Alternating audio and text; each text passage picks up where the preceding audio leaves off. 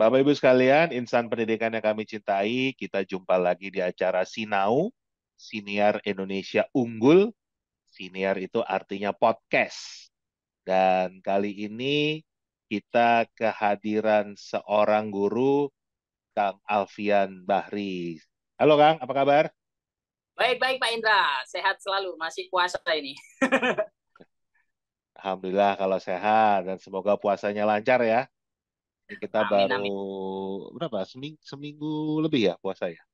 Ya, Udah berapa seminggu hari nih? lebih. Seminggu lebih, 10-an.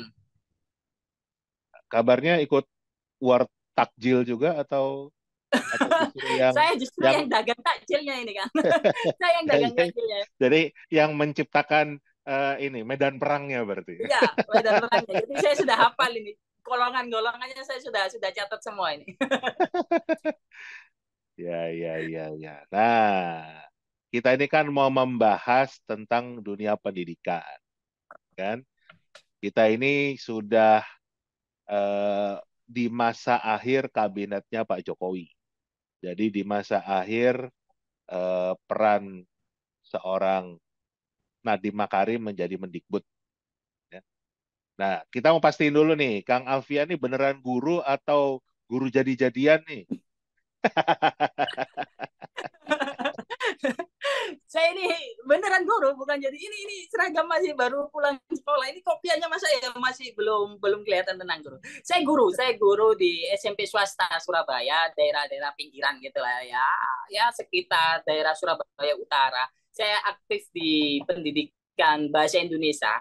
Bahkan saya itu kalau memang benar-benar mau pakai identitas guru untuk promosi ya bisa sekali itu, karena saya memang memang biasanya ya memang sudah masuk-masuk ke kampung-kampung untuk mengajari kegiatan-kegiatan seni, belajar-belajar bahasa Indonesia. Bahkan terakhir saya itu ya tur ke sekolah waktu gembar-gembornya P5 gitu. Saya membawa nama komunitas untuk masuk ke sekolah-sekolah ngadain kolaborasi.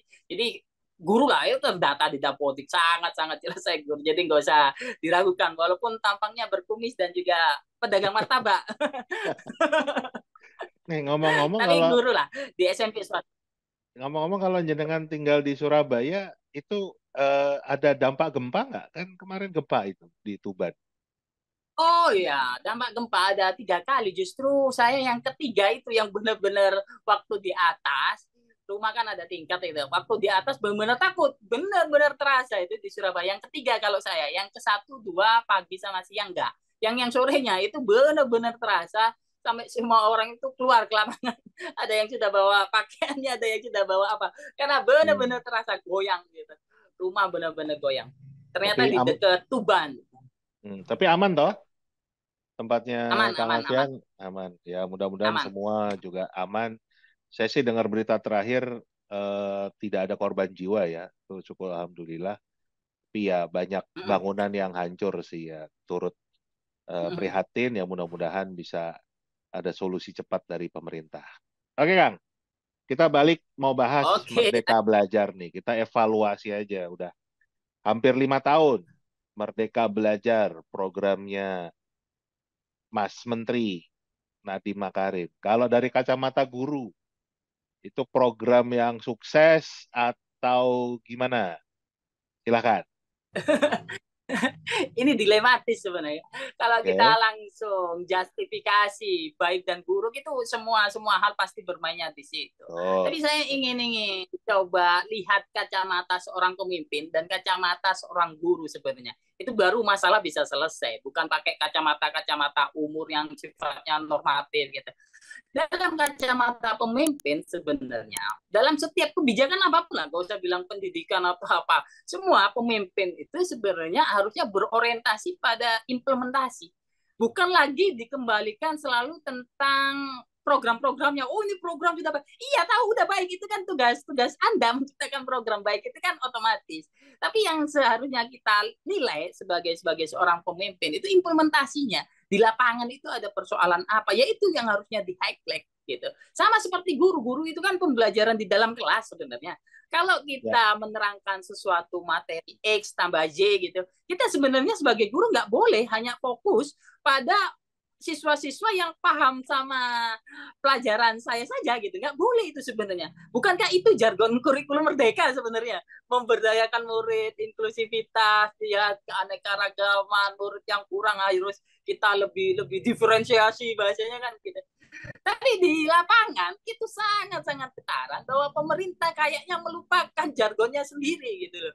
Dia kayak semacam denial dan terus-terusan untuk mencari sampel-sampel yang menguntungkan framing-framing kebijakannya.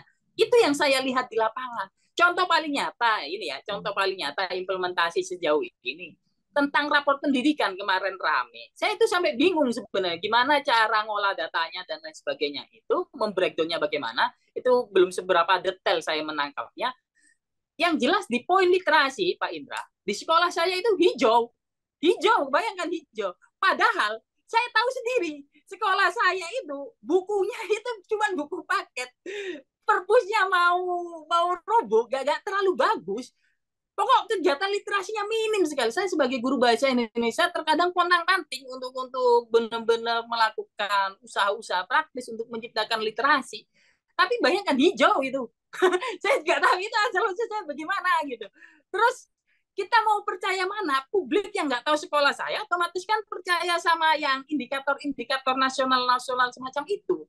Ini kalau kata teman seprofesi saya atau teman-teman diskusi, ini raport-raport semangka, dalamnya merah, keluarnya hijau. Gitu. Ini kan membingungkan. Coba cek saja gitu-gitu.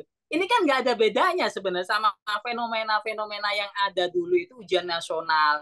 Lulus 100% kan gitu jargon dulu itu ujian nasional. Tapi kita tahu bahwa di dalam itu terkadang ada rekayasa bocoran soal, ada rekayasa pengawalan soal dan lain sebagainya gitu. Tapi data nasionalnya bagus lulus 100%. Dan kita mengulanginya dengan nama-nama baru kan gitu.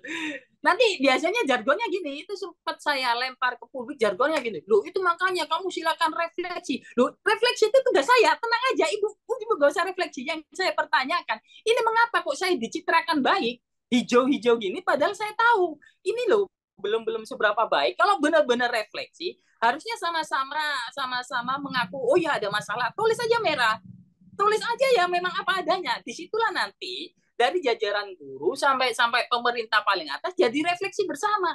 Kalau kayak gini kan pemerintah yang diuntungkan, lapor nasional terlihat hijau, tapi yang disuruh refleksi gurunya, kan membingungkan sebenarnya. Ada kontradiksi ya, nangkep Pak Indra ya.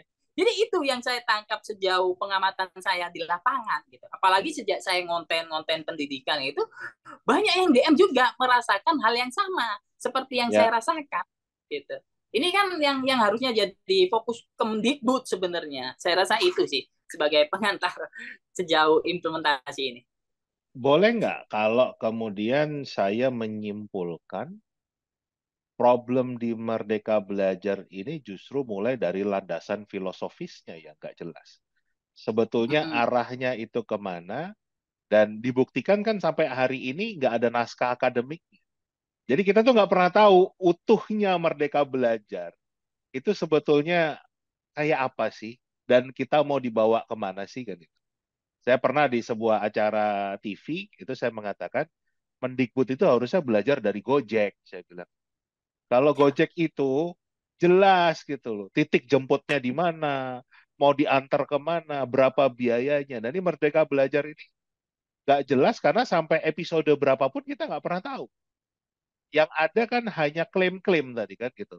Klaim yang berpusat pada anak, klaim yang inklusif, klaim yang memerdekakan gitu.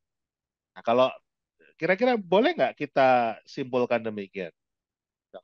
Ya, kalau bicara naskah akademik itu memang banyak pendapat dari para pengamat pendidikan memang kayaknya belum seberapa ada dan belum kayak benar-benar matang tapi sudah jadi proyek nasional. Itu menjadi dilematis. Tapi kalau saya ingin coba membaca dari sudut pandang lain selain naskah akademik itu, klaim-klaim yang dilontarkan fokus ke anak, diferensiasi, inklusivitas, memberdayakan, lalu dan asesmen dan lain sebagainya itu yang dibilang transformatif, itu sebenarnya ya diketawain sama orang yang benar ngikuti pendidikan lama.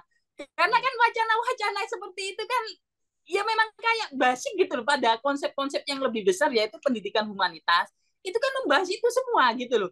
Jadi mengapa kok sampai diklaim dalam tanda kutip itu menjadi identitas tertentu gitu. Seakan-akan di kurikulum sebelum-sebelumnya ini tidak mengajarkan yang fokus ke anak dan lain sebagainya ini. Kan ini diskriminatif secara fungsional gitu. Inilah yang bahaya sebenarnya, dan itu terbukti memang seakan-akan orang yang pakai kurikulum merdeka ini adalah golongan-golongan sakti mandraguna yang kayaknya sudah kebal dari segala segala tuduhan gitu loh. Ini kayaknya udah yang lengkap, paket lengkap ini, full paha gitu, full full full sambel gitu kalau kalau dari takjil gitu. Dan itu yang lebih berbahaya sebenarnya dari klaim naskah akademik ini, Kang, karena dia kayak semacam ingin memberikan identitas tertentu pada hal-hal yang sebenarnya sifatnya umum dan memang sudah ada sejak dulu gitu. Kalaupun sejak dulu, ini kan yang memantik diskusi kita, ya mengapa ganti kurikulum kan gitu? Tinggal disesuaikan saja. Dananya juga lebih hemat, triliunan buku juga nggak berubah. Buku itu kan ganti logo itu kan sudah nggak berguna kadang. Padahal secara substansi sebenarnya bisa-bisa saja kita sesuaikan dikit demi dikit. Hanya mengganti beberapa nomenklatur kadang itu kan butuh uang triliunan miliaran untuk sekelas Indonesia dengan jumlah padat penduduk segitu banyak. Ini yang lebih urgent sebenarnya kita sorot. Kalaupun memang ada naskah akademiknya ya jangan sampai lah. Kalaupun ada naskah akademik katakanlah kita coba pakai sudut pandang mereka, ya jangan sampai itu kayak menjadi identitas yang powerful milik sesuatu atau apalah. Kan itu justru merusak dari keutuhan kita membaca kurikulum itu sendiri gitu. Saya rasa itu sih Kang dalam respon saya. Nanti saya akan khusus bahas tentang kurikulum merdeka karena yang saya tahu kan belum lama Kang Alfian ada acara debat sesama guru nih tentang kurikulum Oh merdeka. iya. Tapi pasti belum ke sana, saya masuk ke guru dulu nih karena Iya. tadi menarik apa yang Kang Alfian sampaikan bicara tentang diskriminatif. Salah satu program utamanya Kemendikbud itu kan ada guru penggerak, ya kan? Ada sekolah penggerak. Nah, beberapa guru walaupun secara diam-diam itu mengeluhkan program-program ini menjadi program yang diskriminatif. Karena betul-betul apa ya, dari sisi karir juga berpengaruh pada guru yang walaupun akhirnya oleh Mahkamah Agung juga sekarang sudah Benar. di ini ya apa diputuskan kalau nggak boleh ada diskriminasi usia lagi kan. Tapi juga munculkan tadi Kang, guru-guru yang sakti mandraguna tadi yang ya kan, dan itu selalu memandang rendah kepada guru-guru lain. Bahkan ada penghakiman, ada justifikasi guru yang belum pakai kurikulum merdeka, yang belum jadi guru penggerak, itu adalah guru yang nggak mau berubah, yang anti perubahan, yang males, yang itu benar nggak sih kejadian seperti itu di antara para guru? Ini kan Kang Alvin yang guru langsung. Iya, saya merasakan itu. Ada diskriminasi yang benar-benar kuat dalam identitas itu. Mereka ini yang udah kayak masuk ke circle guru penggerak ini, udah kayak yang paling tahu pembelajaran gitu loh. Padahal ini konyolnya. Di satu sisi, saya ini tahu cara ngajarmu tiap hari, gak ada bedanya sama saya gitu, kan gitu. Iya. Muridmu hasilnya sama saya gitu. Ini apanya terus yang kamu banggakan gitu? Kok kayaknya berubah menjadi kayak semacam dalam tanda kutip yang selalu saya kritik keras di pemerintah, kok kayak mirip sales program pemerintah Anda ini gitu, bukan kepada substansi tentang guru penggerak itu sendiri gitu. Kalaupun Anda pada akhirnya gagal menggerakkan ke sekolah, ya harus kita sama-sama sadar gitu. Jadi nggak usah terlalu berusaha membela mati-matian gitu loh sebuah program. Saya tuh inginnya di situ. Udah kalau memang Anda pengen bergerak, yaudah ayo gitu. Tapi kan masalahnya mereka ini kayak semacam orang yang sedang haus validasi gitu. Orang yang sedang butuh pengakuan, orang yang kayak sedang mengejar dunia karirnya gitu. Ketimbang dengan tujuan menggerakkan itu sendiri gitu. Kita ini sama-sama tahu kan di kelas ngapain, di kelas itu ya muridnya kita sama, apa yang kamu lakukan di sekolah itu ya kita lihat gitu. Tapi brandingnya ini yang bikin kita ini apa sih? Kan saya tahu dalamanmu ini gitu kan. Paham ya? Tapi kamu Iya, kok iya, iya, iya. ini apa gitu. Itu yang saya rasakan sehingga kita itu kayak terkesan minder sendiri. Kita itu terkesan kayak ini kok gini amat sih jadi guru. Sebelum ada guru penggerak itu, kasta guru itu sudah banyak kan. Kita sama-sama tahu guru honorer, GTT, GTJ Kemenak itu banyak sekali kasta-kastanya. Itu Iya, saja sudah menjajah gitu. Ya, honorer pun ada yang K2, ada yang ya banyak gitu. PNS juga ada. Sekarang ditambah P3K, ditambah guru penggerak. Ini ada fasil juga, ada ini juga makin banyak. Justru itulah kalau pengen dilihat dalam gerakan-gerakan sosial, justru itu yang menghambat perserikatan guru untuk maju itu di situ. Semakin banyak kasta-kastanya inilah diskriminatif secara tidak sadar terjadi. Akibatnya orang yang paling bawah ini dianggap wajar. Oh wajar. Saya dulu juga begitu. Ayo naik. Silakan ini ada tingkatannya kok. Nanti kamu enak jadi guru ini. Jadi eksploitasi di guru-guru yang bukan penggerak ini menjadi wajar gitu. Padahal sejak detik pertama harusnya kita itu setara. Kalau memang tujuan pemerintah itu bikin guru penggerak, ya udah bikin aja proyek nasional semuanya diajari tanpa tes, tanpa ini. Kita lihat responnya, kan gitu harusnya. Gak nunggu ada aturan dulu. Dan ini logika yang ingin saya koreksi Pak Indra. Kemendikbud kan selalu bilang begini, sudah diikuti sekian kan gitu biasanya Kemendikbud. Sudah di-download sekian. Loh, Anda ini Kemendikbud punya regulasi, punya struktural. Anda bilang saja besok Senin pakai batik. Ya se-Indonesia pakai batik kan gitu logikanya loh. Jadi ini kayak jualan ya. Iya. Masa kementerian jualan aplikasi. Masa ya gitu cara berpikirnya. Kok mainnya di kuantitatif angka-angka. Sekian banyak loh. Kan itu Anda perintahkan. Ya ngapain kok dihitung banyaknya? Harusnya kan yang dihitung seberapa berdampaknya, kualitasnya bagaimana, kan gitu. Jangankan sekian ratus guru honorer, diwajibkan aja 2 juta guru wajib ikut guru penggerak, ya ikut semua. Masa ya langsung diklaim ini kita sudah diikuti 2 juta guru, kan kontradiksi berpikirnya sebenarnya. Itu yang sangat-sangat diskriminatif dan saya tentang habis-habisan di konten-konten saya terkadang. Ya, itu sepakat. Saya juga baru aja bikin podcast bersama Bu Aulia, kita juga membahas hal yang sama. Jadi gini kan, kalau kita mau bandingkan di luar negeri ya, kalau guru itu taruhlah misalnya di Singapura gitu, ada 100.000 guru di sana. Itu tiap tahun yang dilatih ya 100.000 gitu loh. Jadi nggak ada guru itu yang tahun ini dilatih terus baru nanti 10 tahun lagi baru dilatih lagi karena guru kita 3, sekian juta kan. Dan itu yang membuat kastanisasi kan gitu karena logikanya kan pastinya yang sudah dilatih lebih tajam nggak kan lebih lebih ibarat pisau kan yang semuanya tumpul yang ini udah diasah kan jadi tajam. Padahal kan harusnya Indonesia itu tadi bicara kementerian ya semuanya harusnya ditajemin. Jadi ini ada tadi kan kesalahan dalam berpikir membuat kebijakan kan gitu landasan filosofisnya yang lemah sekali dan tentunya ini berdampak ke siswa kan dengan pola edukatif ini dampaknya gimana nggak ke siswa? Jelas, sangat jelas. Jadi kayak semacam korban citra akhirnya siswa. Ya siswanya gitu-gitu aja, tapi yang menjadi bintang kelasnya gurunya sekarang. Sekarang yang jadi bintang kelas itu bukan siswa berprestasi, gurunya gitu.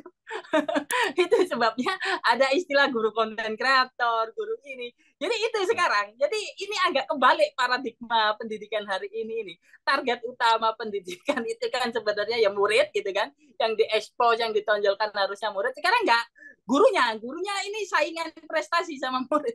Bila perlu muridnya nggak usah prestasi dulu lah, yang penting gurunya kita heklik dulu. Itu yang saya rasakan. Jadi muridnya korban citra guru pada akhirnya. Bahkan ini Kang, di fenomena guru konten kreator, si murid ini jadi bintang iklan gratis.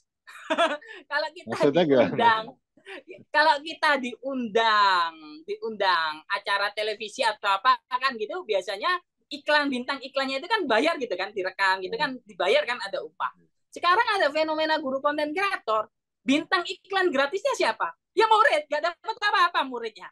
Cuman direkam, di video, di share. Itu kan sejenis bintang iklan, kan jadi konten. Akhirnya di bio-nya si guru ditulis open endorse, business inquiry, hubungi ini. Kan pada Hah? akhirnya ke sana. Oh, Ada jadi itu.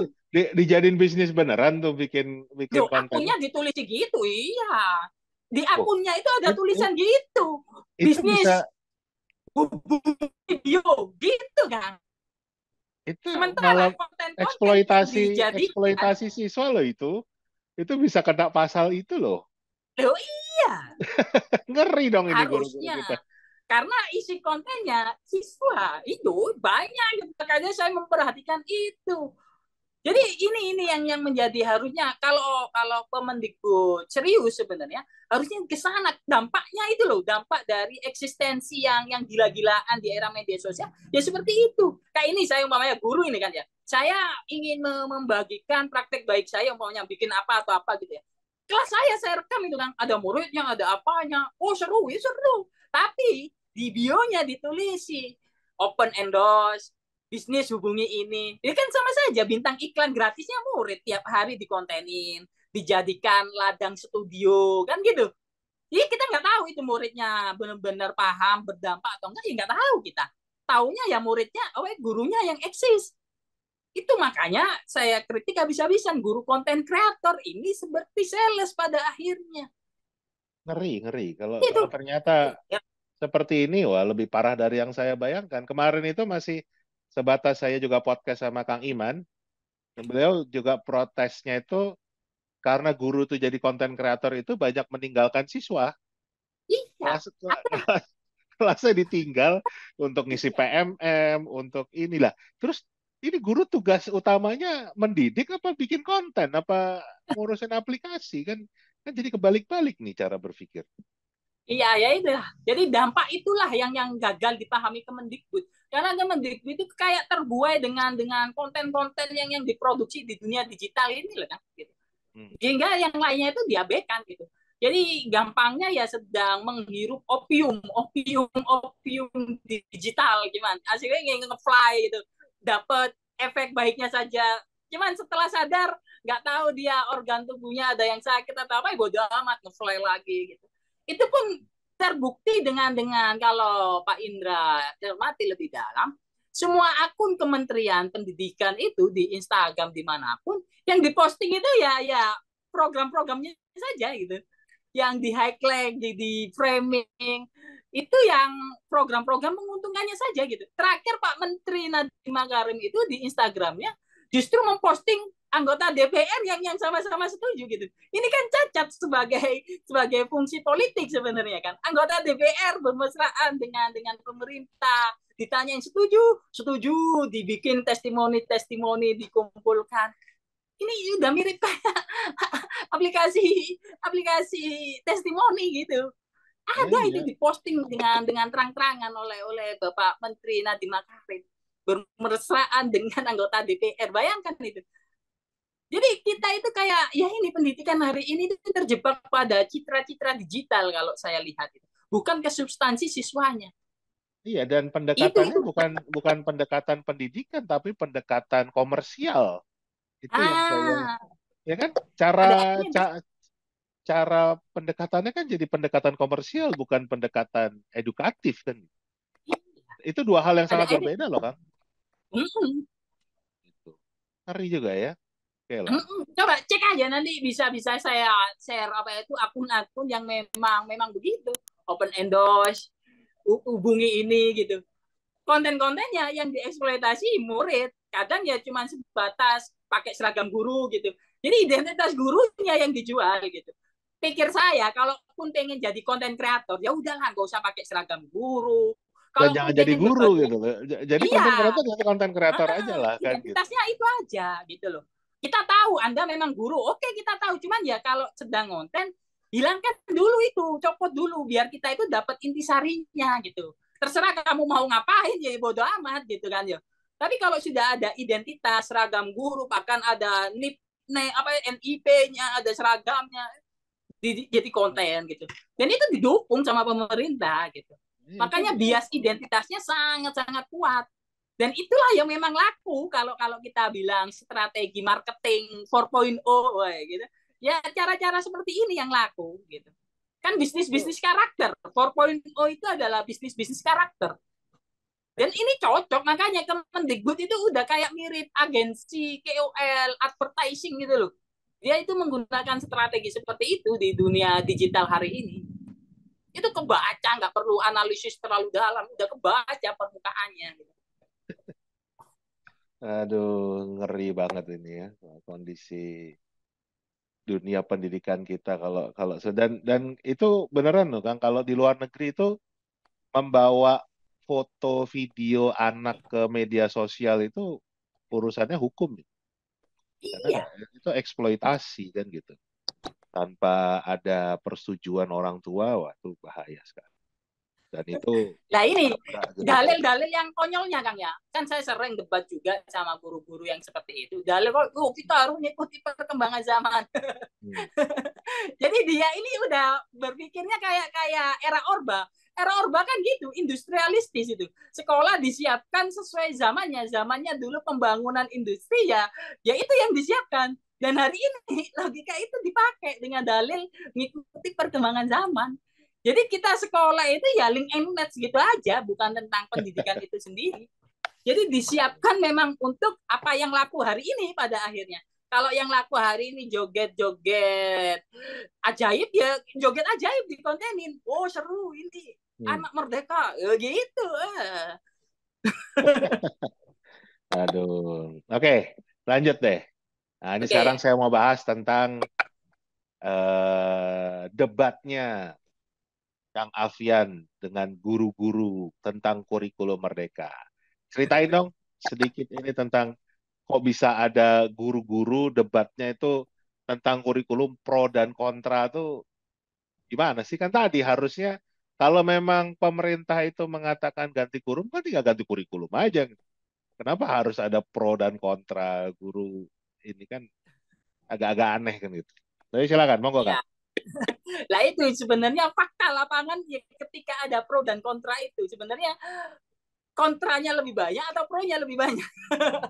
Itu dalam beberapa apa itu postingan netizen lain yang melakukan polling, ini polling kasar-kasaran lucu-lucuan lah, nggak pakai metodologi yang apa, polling-polling Instagram gitulah Pak Indra, yang seperti kamu pilih mana bagian tim pro apa kontra. Hampir ada 4 kalau nggak salah yang kirim ke saya, Mas, yang kontra banyak ini, yang polling gitu. Jadi kan itu sebenarnya sudah jadi data, bukan data utama, tapi bisa jadi semacam pintu masuk. Banyak kontra, kamu klaim yang banyak jadi penyadar pemerintah terlepas dari yang lainnya. Tapi saya ingin sedikit cerita tentang itu. Berhubung saya memang paham atau merasakan langsung apa yang di lapangan itu memang banyak persoalannya bahwa ketika kita itu datang dari pelatihan kurikulum merdeka kembali ke sekolah itu kayak sudah beda alam, ini perasaan nggak bisa dijalankan di sekolah saya. Disitulah saya mulai mulai merasa jangan-jangan yang kayak saya ini banyak gitu, ya banyak Hmm. juga ternyata kan gitu. Dan itu mengumpul banyak juga konten-konten yang memang memang mengkritik kurikulum merdeka. Disitulah saya punya inisiasi, udahlah ayo kalau kalau memang pengen pengen diskusi lebih lanjut kita debat aja lah gitu guru, kita kalangan pro dan kontra, udah ayo bikin bikin bikin zoom gitu aja atau apa. Awalnya saya itu mengajak satu orang di Twitter yang Hmm. apa itu aktivis merdeka apa sampai ada aktivisnya, dia yang jargonnya miskonsepsi banyak, ini saya ini apa sih kok miskonsepsi. Akibatnya saya ajak duel aja lah, udah ayo kita Hmm. kita duel pikiran di arena yang lebih terbuka daripada di kolom komentar. Satu Hmm. orang itu saya ajak, dan mulanya nggak mau dia di kolom Twitter nggak mau, bahkan Hmm. dia malah dalilnya tunjukkan dulu praktek baikmu. Itu dalilnya. Akibatnya selang beberapa menit, Pak Indra, entah temannya atau siapanya mungkin DM saya di Instagram, Mas, beneran mau debat tak tentang pro dan kontra? Nanti saya fasilitasi. Saya bantu ngomong kepada seorang yang saya ajak, nggak mau itu. Oh iya Pak, akhirnya deal lah, singkat cerita deal. Udah, saya pikirnya itu 1 lawan 1. Bukan enak, debat kan enak, seru 1 lawan 1 kan ya. Singkat cerita, dilanjut, ternyata si pihak sana tidak mau karena takutnya kesannya personal. Jadilah 3 lawan 3. Saya disuruh cari orang. Saya bilang, wah saya nggak bisa cari orang karena kalau kontra ini permasalahannya banyak, jelas. Nanti kalau di debat satu tim agak rumit. Saya bilang gitu. Saya nggak nemu lah. Mending 1 lawan 1 lebih enak. Gitu. Ternyata ini blundernya di acara debat kemarin. Si pihak penyelenggara yang memfasilitasi bikin sayembara. Sayembara tim kontra. Wah, ini sayembara tim kontra ini agak rumit. Akibatnya di tim saya itu hasil dari comot sana sini, siapa yang mau, nggak jelas latar belakangnya siapa, random kan mau sayembara, diseleksi dari sana. Sedangkan pihak yang pro itu sudah satu komunitas. Tiap hari mungkin diskusinya ya sama, ideologinya sama, persepsinya sama. Kita sudah kalah start duluan ini, saya bilang gitu. Ini kalah start ini saya akhirnya. Dan saya dikasih tor waktu itu, dikasih juknis. Ternyata sudah dipetakan membahasnya. Saya langsung bilang, loh nggak bisa Mbak, saya bilang gitu. Nggak bisa Mas, nggak bisa Pak. Kalau ada topik-topiknya gini, ya tim saya jelas langsung kalah. Karena nggak terorganisir ini. Umpamanya bahas topik ini, umpamanya topik modul, umpamanya diundi. Topik modul keluar. Ya tim pro sudah biasa bahas modul ya tiga-tiganya. Nah, sementara yang tim kontra ini orientasi pikirannya beda-beda. Ya babak belur dilihat orang banyak. Akibatnya saya sanggah dan lain sebagainya. Ya udah, debatnya nggak pakai tema. Ya gitu aja. Mending apa yang ingin diucapkan ya diucapkan, saling bantah-bantah ya bantah-bantahan gitu aja. Karena ini memang bukan debat tim secara keseluruhan gitu. Kan saya dari sayembara saya bilang gitu. Akibatnya ya jadilah debat seperti itu. Dan singkatnya debatnya selesai gitu. Dan seperti yang saya duga pasti mereka membahasnya ya seperti yang sudah-sudah yang ada di pelatihan-pelatihan itu yang mereka bahas. Gak ada interpretasi, gak ada analisis, ya pikiran-pikiran template. Apa yang diucapkan pemerintah, ya itu yang dilontarkan cepat sekali karena tim pro kan pasti terjebak pada bingkai-bingkai yang memang sudah mereka sepakati. Beda sama tim-tim kontra sebenarnya yang pasti melakukan analisis, pasti melakukan pembacaan sehingga dia kontra. Di situ akibatnya selesai lah singkat cerita. Tapi setelah itu ini Kang, demokrasinya menjadi rumit. Setelah debat itu di konten-konten saya banyak langsung bermunculan orang-orang yang nyerang ad hominem atau apalah. Bang, fungsinya Bang. Itu muncul semua kayak akun-akun anonim, akun apa gak jelas itu mulai kayak komen-komen lagi. Buzzer RP itu. Iya, habis gampangnya buzzer kita aja. Datang semua beneran itu. Udah mulai follow, pura-pura follow, bahkan ada ini terakhir satu saya sampai mendeteksi satu akun itu biasanya sebelum debat kemarin acara debat itu sering ngerasani dalam tanda kutip ngerasani PMM, dia curhat masalah PMM. Oh ya Bu, PMM memang gini, kita kan ya sharing lah masalah PMM. Di satu sisi setelah debat, saya lihat di kolom-kolom komentar pihak pro, dia ini ternyata pihak mereka gitu. Saya jadi bingung, ini kamu DM-an sama saya bahas PMM, saya sampai gitu. Tapi di sini kamu kok pro bilang tukang martabak lah, bilang orang berkumis itulah, pokok pakai identitas yang mengarah ke saya. Padahal sebelumnya dia DM ke saya itu, bahas tentang PM, ada datanya saya punya itu. 1-2 orang terdeteksi seperti itu. Sampai segitunya terkadang. Ya itu tadi kembali ke pasal pertama, pada akhirnya kurikulum ini menciptakan diskriminasi yang sangat-sangat jelas. Yang sangat-sangat tampak. Nggak perlu dianalisis, itu kelihatan gitu. Jurang-jurang diskriminasinya itu kelihatan. Apalagi ada kaos-kaosnya gitu kan, kalau Pak Indra lihat itu identitasnya sangat-sangat jelas. Itu sih efek dari debat dan lain sebagainya. Tapi overall saya menikmati sebenarnya. Memang butuh guru itu tetap harus dikasih ruang untuk mengucapkan yang kontra-kontra ini loh. Selama ini kan bingung. Kita ini mau lapor kemana sih kalau ada masalah, kalau ada ketidaknyamanan kita dalam belajar. Kita lapor kemana gitu. Kan ini belum terjawab sebenarnya. Mau lapor kemana gitu? Apakah benar-benar terfasilitasi nanti? Umpamanya saya ini ngajar sebagai guru. Aduh ini Hmm. kok gini amat sih, ada masalah umpamanya saya. Saya lapor kemana gitu? Jangan langsung Hmm. dijudge, oh harus kreatif, harus inovatif, mengabdi. Kan ya lucu juga. Anda ini anti perubahan kan gitu. Iya, Itulah, saya jadi rasa itulah. berarti kan ekosistem pendidikan kita jadi nggak kondusif dong. Berarti nggak apa ya?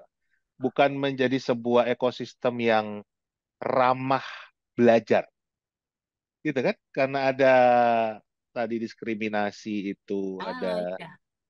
ya kan? Padahal harusnya tugas kita sebagai pendidik justru yang paling utama menciptakan ekosistem di mana orang mau belajar, itu kan harusnya. Iya, iya, harusnya memang di situ. Mungkin memang plus minus itu kan lumrah sih kan ya. Di semua kebijakan udah katakanlah kan umum ada yang positif ada yang itu kan umum keniscayaan.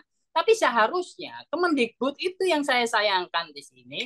Mengapa kok dia itu melupakan etika-etika pemimpinnya dengan selalu mengesampingkan persoalan seakan-akan kayak nggak ada persoalan gitu loh. Kan itu yang lebih berbahaya sebenarnya Ya. Dan ini, daripada da- kita dan ini membahas. akan berdampak ke hasil belajar nanti kan. Anak-anak Iya. didik kita itu nanti hasilnya seperti apa akan terlihat mungkin 10-15 tahun ke depan.